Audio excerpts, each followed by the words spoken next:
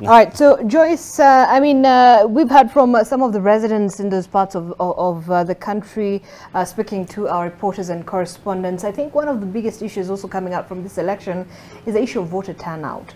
From where you sit, are you concerned in any way on the number of people who've come out to vote today? Oh yes, definitely. I'm very concerned about it. I think when we were talking about civic education, we said that because civic education is not undertaken either because IBC wasn't ready or the other partners were not ready, or because the electorate were not ready, or they're just fed up of civic education, voting and seeing no results.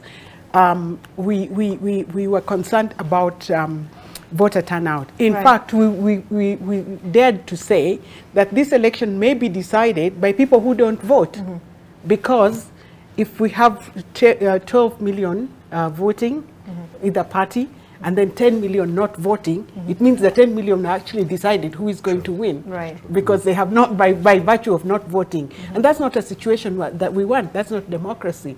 Democracy is you going to the ballot and actually deciding. So going forward, we must make civic education accessible in a way that people will come for civic education. At the same time, we must make our leaders accountable so that people see the benefit of good leadership.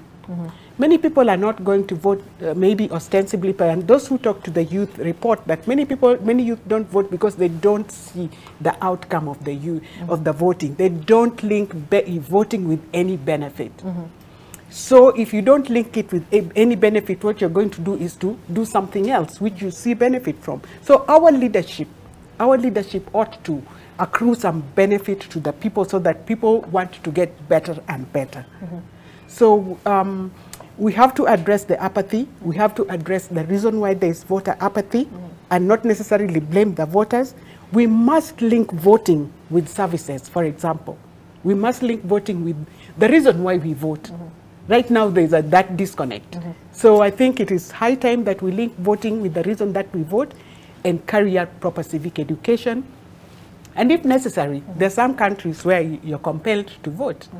Maybe we will go that direction. All right. Yes. All right. Let's hear from Peter and this whole issue of, majority of Kenyans actually saying, look, I'm not going to waste my time. Is it lack of incentive by these leaders when it comes to the message and, that message of hope for Kenyans, perhaps for a better future?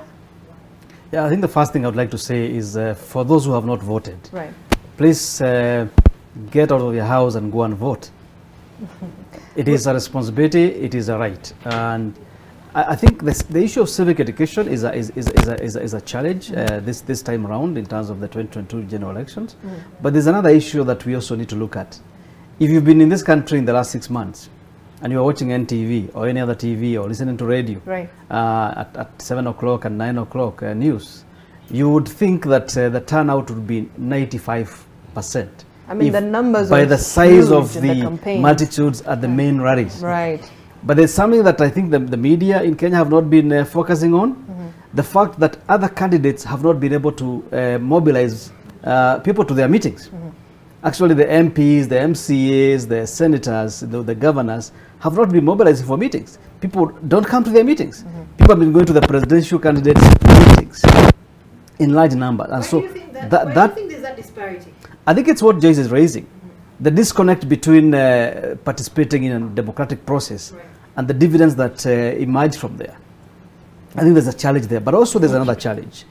And I think we can lay it squarely on the nominations, the party nominations.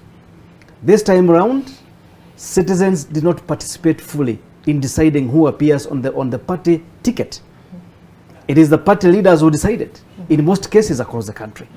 And no wonder we have so many independent candidates who are disillusioned with the party processes that were undertaken this time around. So I think that might have led into the fact that they were not involved in deciding who gets the party ticket, might have maybe be informing what we are seeing now. Gabriel, what do you read from this whole, lack of that enthusiasm by the Kenyan voter to go out and vote? But historically speaking, of course, we've seen the numbers becoming and growing lesser by every election, after every 5 years. Of course, that numbers continue to just dwindle. But still, when we look at the situation now, and you know that press briefing, of course, by IBC at 12, that was about 4 hours to the 4 to 5 hours to the close of the ballots, the polling stations. What does it indicate? And you know, Zainab, you know, as you've put it, when you have a total registered voters of in our national the IABC database, when they tell you we have about 22 million registered voters, and by noon, when you expect at least to be half and half past 12 million, 10, you know, and you still have paltry 6 million. 30% of the registered voters. 4 hours removed to polling station starting to close. It's not only unfortunate, but leaders must start asking questions. Like my good sister has put it. Right. Do they feel as if they have the skin in the game? Are we represented well?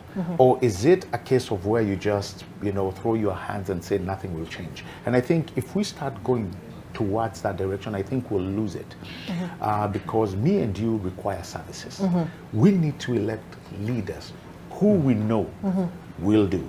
Not through inclination, not through the acclamation of the majority, but somebody who has a track record. People who we have a good feeling that they will keep to their promise. And the mere fact that we've allowed politicians to run the narrative, I think this is what's coming to bite us. This morning I was talking, like he has said, Peter has said, this morning I was talking to very young people who told me they are not going to vote. Right. And just when you just push a little bit to inquire why they are not coming out to vote, they actually don't think they have the skin in the game.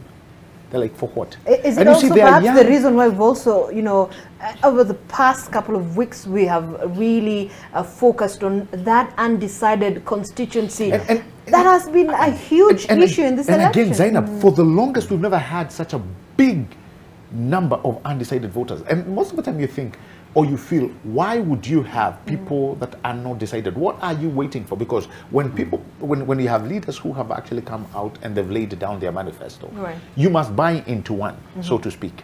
Unless you're saying you really don't want to be part of this process. But we also must take our young people who I think, virtue of what we are seeing, probably they've not really pushed into this process. We need to start understanding why they are doing what they are doing. When we talk about civic education, this is not a youth thing. This is actually a Kenyan problem. We've been here with you, actually, if I may recall, last time. Right. You remember when we were talking about why people don't go out to register as voters until the last minute? These are conversations we've had with you for so many, many times. Long time. We are a last-minute nation. We wait until, you know, and sometimes you wonder, why can't you just not wake up and do what you're supposed to do in a timely fashion? You may find, and probably I hope this is the case, I'm really praying this is the case, that you have just somebody waiting to go when he feels the lines have subsided. It's not a good thing, but if it helps, the better than not going. You'd rather late, well, you know, the older adage, better late than never. Some would argue that this is perhaps a strategy to say, look, in the morning, I am suddenly going to find the queues extremely long, so, you know, let me just eat my breakfast slowly, wait, you know, till noon, then decide, you know, when the lines are a bit, you know, and it's sometimes it's not good, you know, if we are going to line up. I mean, this is the, you know, you have so many other countries out there in the world who would actually pay a very hefty price to be able to line up and vote. You know, we know so many countries that, you know, that are run through dictatorship. They don't get this democratic space. So when we have it, we should treat it with the respect that they deserve.